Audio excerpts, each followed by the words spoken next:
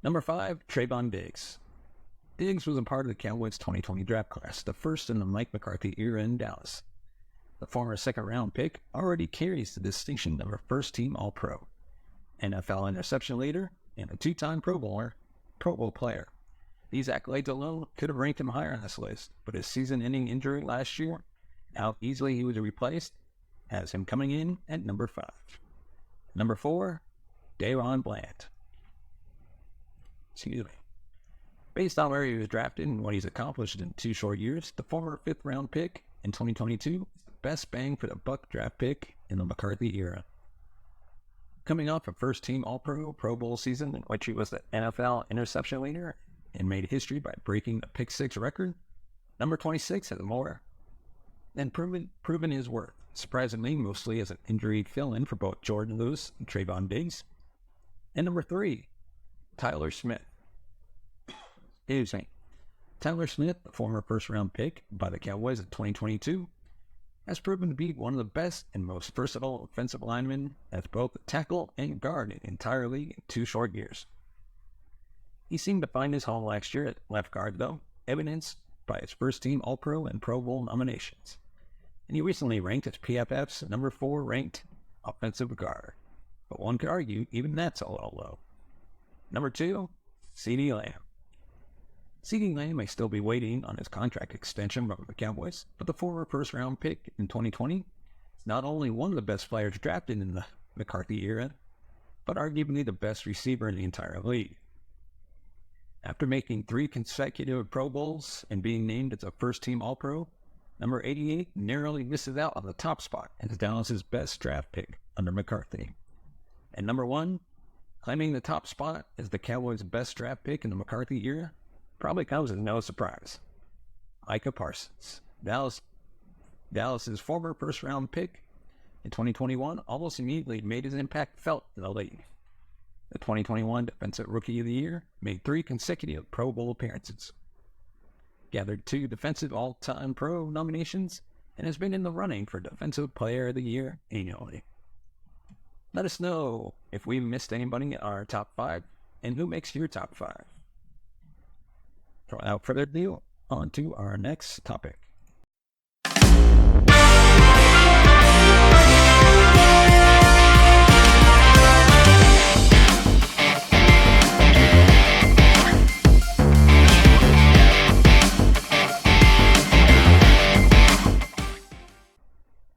Welcome to the Big D Breakdown. I'm your host, Larry Lease. On today's episode, we're diving into the latest headlines from around AT&T Stadium.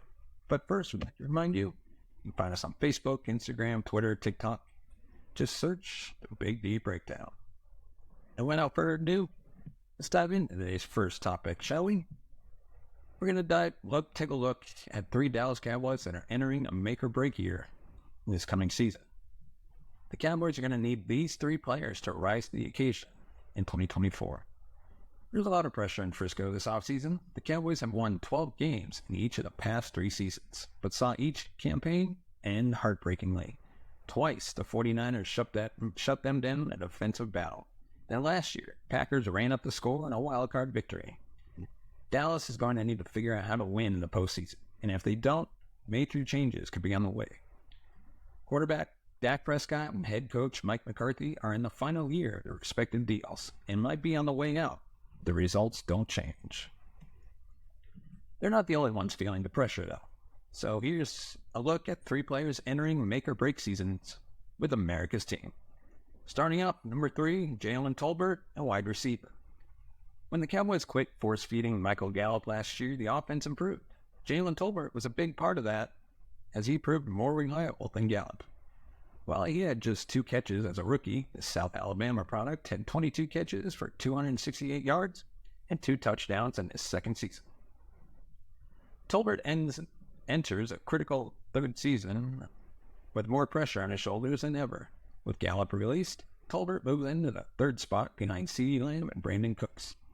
He could face competition in the form of Cavante Turpin, but Tolbert is the more well-rounded player on offense. If he wants to continue to have a starring role, he needs to rise to the challenge this year. Dallas has plenty of weapons, but they need their 3rd wideout to take advantage of defenses focusing too heavily on Lamb and Cooks. If Tolbert can do this, they should be fine. If not, their passing attack could be an issue, especially since the running game could be a nightmare. Number 2, defensive tackle Mazi Smith. Dan Quinn was a good defensive coordinator, but made one of the more confusing moves in recent memory last year. Dallas have been criminally neglecting the defensive tackle position, despite being bulldozed in the running game year after year. It seemed they made strides to address this in the 2023 draft when they took Michigan nose tackle Mazi Smith. While nose tackles don't often go in round 1, the Cowboys added a player who was more than just a space eater. A 337-pounder could move as well. While it still could have been called a reach in round 1, Dallas was at least going to solve their one-tech problem. Or so we thought.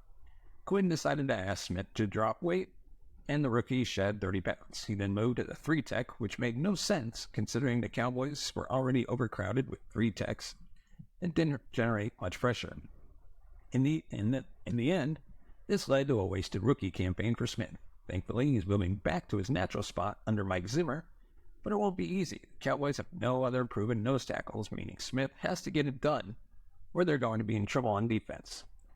That's why this is a make-or-break year for Smith, who could be replaced in 2025 if he can't handle the starting job.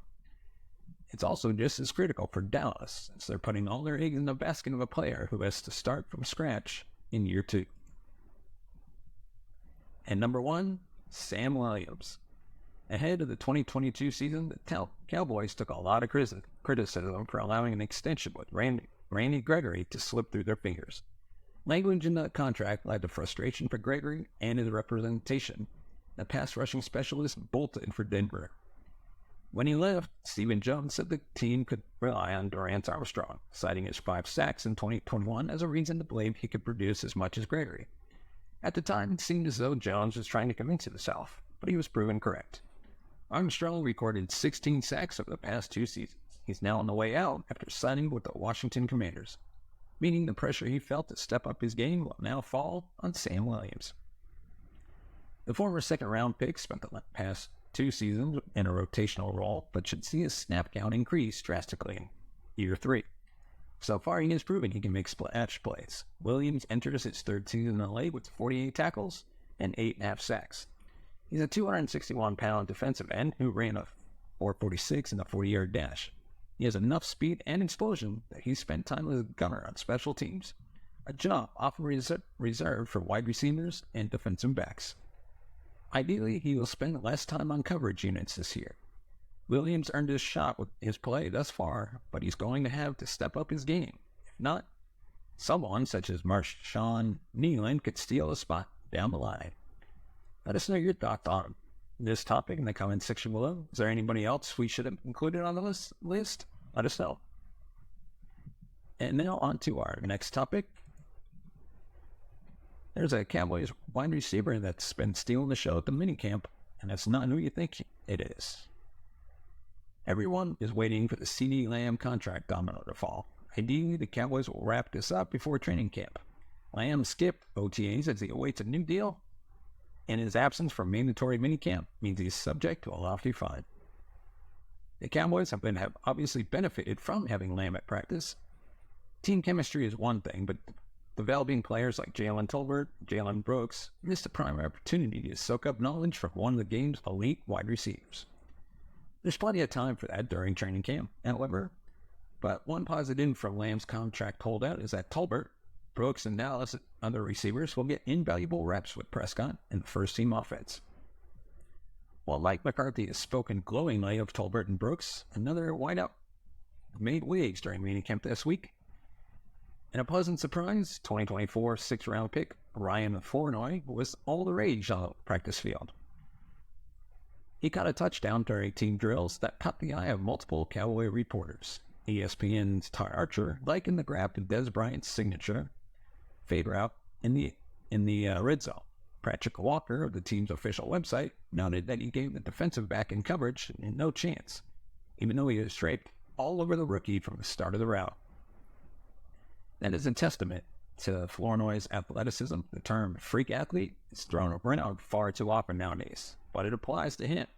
In fact, Flournoy's 9.89 relative athletic score coming out of college is the highest of any receiver in Cowboys history. This also isn't the first time that Flournoy has been mentioned in the same breath as Dez Bryant. Walker isn't ready to make that comparison, but he's all aboard the Flournoy hype train.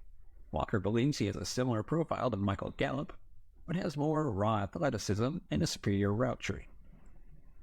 Hang on a second. Doesn't that describe Bryant's game to a T? Nobody is saying that Flournoy is the next Dez Bryant. He's a development receiver, but his athleticism is undoubtedly NFL ready. That was evident at the Senior Bowl, where he won consistently in the slot and out wide against draft-bound defensive backs. Cowboy fans should expect to see him continue turning heads at training camp. If that happens, he can make a beeline for the first-team offense and begin the challenge for the fourth, maybe third, spot on the depth chart. At the very least, he's making the 53-man roster already seem like a foregone conclusion. Let us know your thoughts on this topic in the comments section below. What do you think of Flournoy? Do you think he should be in the third spot or even the fourth? Let us know. And of course, on to our next topic. The Cowboys' Zach Martin is the NFL's best offensive guard since Larry Allen. With retirement looming around offensive guard Zach Martin, let's take a look at his career in the NFL.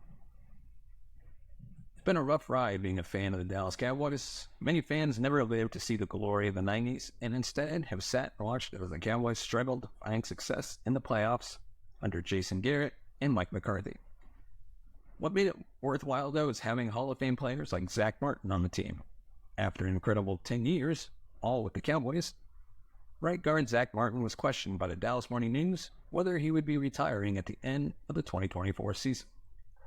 His response was not the most encouraging thing to hear, saying, quote, "I'm not saying 100%, but I think it's definitely in the realm of possibilities." This should not be surprising considering Martin is not under contract next year and will turn 34 years old in November. With Martin's career now put on a year-to-year basis, let's take a look at his tenure and how he stacks up against other offensive linemen and guards in the NFL. The 16th overall pick in the 2014 draft was nearly quarterback Johnny Manziel. Instead, Stephen Jones convinced owner Jerry Jones to stick with the Notre Dame tackle. It's safe to say that was a franchise-altering decision. With two then proven offensive linemen in Tyron Smith and Travis Frederick, Martin's selection marked the official reemergence of three offensive linemen dominating the opposition. He began at right guard and was just as good as he was at left tackle with Notre Dame. Starting on the offensive line as a rookie is a tough task. Being named a first-team All-Pro is an even crazier task. Combine the two, you have the start to a Hall of Fame career. Martin would become a 7-time first-team All-Pro, 2-time second-team All-Pro, and 9-time Pro Bowler. The only season Martin did not claim an All-Pro or Pro Bowl nod was his 2020 season when he battled concussion and a calf injury. A highly productive lineman paves the way for running backs and protects quarterbacks. While Martin is one star for Dallas, running backs have 2 first-team All-Pros and 3 Pro Bowl seasons. Quarterbacks Tony Romo and Dak Prescott have combined for 4 Pro Bowl seasons. Only 2 offensive linemen have more first-team All-Pro nods than Zach Martin, Jim Otto and Anthony Munoz. It is an especially exclusive club and one that should see Martin honored with a bust in Canton, Ohio. Only a couple of days ago, or I should say a few weeks by now, Larry Allen, arguably the most dominant offensive lineman in NFL history, passed away at 52 years old. He's the representation of a perfect offensive lineman for flexibility, power, and technique. Martin deserves to be held in similar regard, despite having a different style of play. Allen won through power, obliterating anyone in his path, to forward running lanes for Emmitt Smith, keep Troy Aikman's pocket clean. Martin uses technique to keep the rushers in front at all times, and uses leverage with power to push defensive linemen aside and take linebackers for a joyride. Both were consistent year after year and heavily relied upon by the Cowboys for their success. That led them to being named to all-decade teams, Allen for the 90s and 2000, and Martin for the 2010s. Since Allen's retirement after the 2007 season, Martin is the best guard to grace the NFL. No guard has consistently played like the best in the world except for Martin. Because of that, he will be a first ballot Hall of Famer. And then on to our next topic.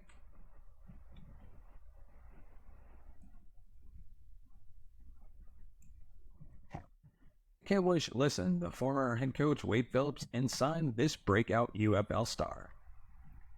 Dallas Cowboy fans are waiting in earnest for the post-June 1st signings that the front office promised amid the team's dormant free agency. Fortunately, there are several players still available that could fill the need. Accomplished vets like Stephon Gilmore and Calais Campbell will be great picks, but it remains to be seen how much the Cowboys are willing to spend. After all, they have to set aside some money for extensions for CeeDee Lamb and Dak Prescott. Until then, the Cowboys have to be diligent with their cap space. If they are to make signings before training camp next month, expect them to be in the low-profile variety. Well, former head coach Wade Phillips, now head coach of the UFL San Antonio Brahmas, has proposed a genius idea for Dallas.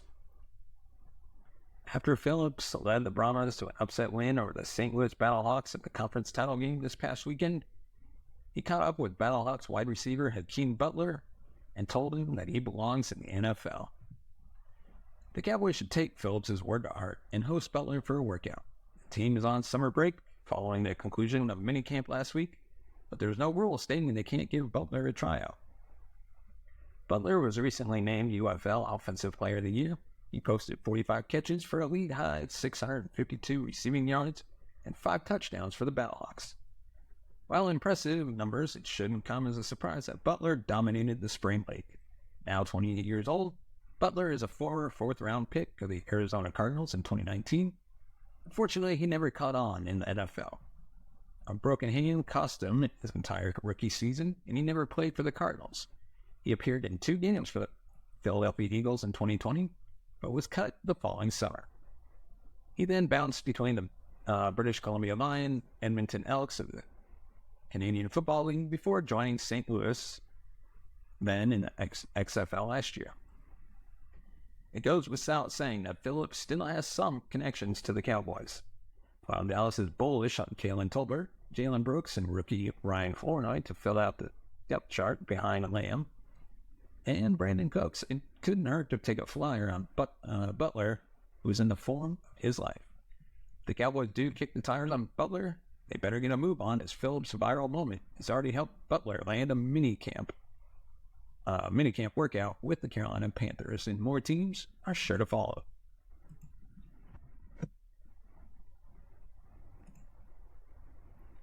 And now on to our next topic.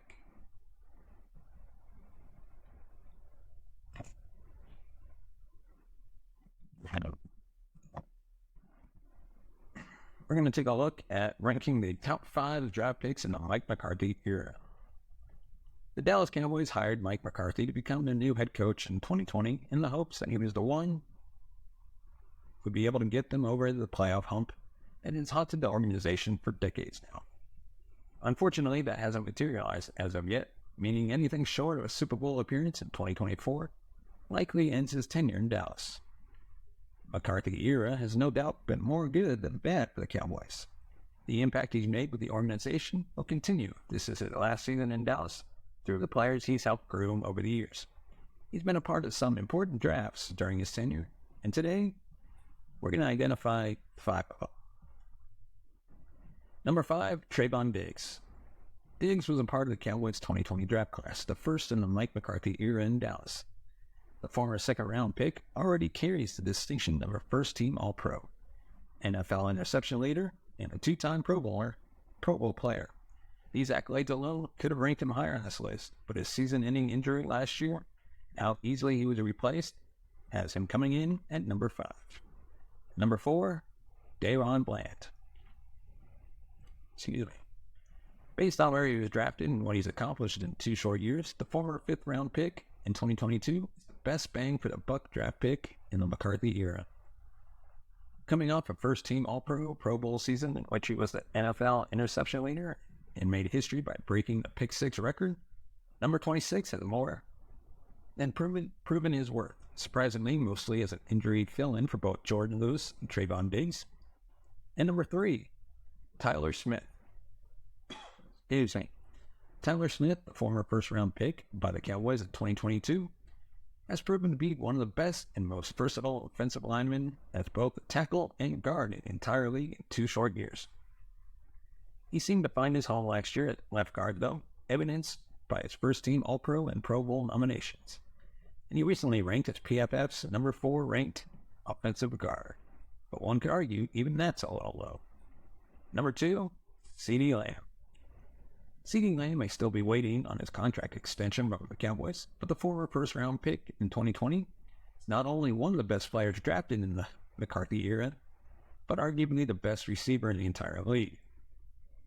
After making 3 consecutive Pro Bowls and being named as a first-team All-Pro, number 88 narrowly misses out on the top spot and is Dallas's best draft pick under McCarthy.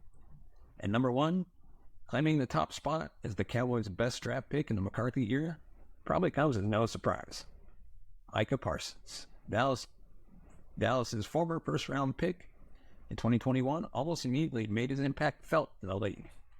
The 2021 Defensive Rookie of the Year made 3 consecutive Pro Bowl appearances, gathered 2 Defensive All-Time Pro nominations, and has been in the running for Defensive Player of the Year annually. Let us know if we missed anybody in our top 5, and who makes your top 5. Without further ado, on to our next topic. And now on to our final topic. An NFL insider has confirmed what we already knew about the Cowboys' Dak Prescott. The Dallas Cowboys are currently working to sign CeeDee Lamb to an extension, and Mike McCarthy didn't seem overly concerned on Tuesday when he discussed Lamb's absence from mandatory minicamp. No Lamb means more snaps for other receivers, but it goes without saying that the Cowboys would be better off if Lamb was practicing. Another reason for Dallas to get a move on with Lamb's deal is Dak Prescott, who is also entering a contract year in 2024. The Cowboys squandered an opportunity to extend Prescott for roughly $10 million less than his likely $60 million per year price tag. Following another playoff letdown, the national media has speculated all offseason whether Jones would move on from Prescott in 2025. It's a fair question given Dak's lofty price, and that it took 2 off-seasons for the 2 sides to reach an agreement in the previous round of negotiations. As it turns out, though, not even Jones was crazy enough to send the Cowboys spiraling back into quarterback purgatory. On NFL Live, ESPN insider Jeremy Fowler confirmed the inevitable regarding Prescott's future, saying, quote, "They're all in on re-signing Dak Prescott eventually. They just haven't shown it yet. I'm told behind the scenes they made it clear that they don't want him to hit free agency in 2025. They want him to be the quarterback of the future. But their negotiations so far have been described to me as passive. Sometime this summer, they're going to have to ramp up the heat a little bit." That settles it. As they always do, the Cowboys are likely letting the quarterback market settle before ramping up negotiations. Jared Goff already signed for $53 million per year, and the market could rise again, given that Trevor Lawrence, Tua, and Jordan Love are all entrenched in their own contract standoffs. Given Dallas's history, it wouldn't be a surprise if all 30 gunslingers signed before Prescott. Pulling the plug on Prescott is easier said than done. The Cowboys don't have a ready-made successor in place. No, Trey Lance is not the answer. More importantly, Prescott, even on an average day, is a top 10 quarterback. At his best, which he is often, firmly in the top 4 to 7 discussion. Extending Prescott was always the answer. We'll see how long negotiations drag out, but barring an unexpected twist, Dak Prescott will be the Cowboys' quarterback for the foreseeable future. And before we go, let us know your thoughts on the topics we've covered in the comment section below. Is there something we should have covered? Something we missed? Something we got wrong? Let us know. Of course, if you want to support the channel, you can buy us a copy at buymeacoffee.com/thebigd. As always, give us a thumbs up if you like our video. Hit that subscribe button, the bell notification button to be notified of future videos. And as always, thank you so much for watching and listening. We'll catch you next time.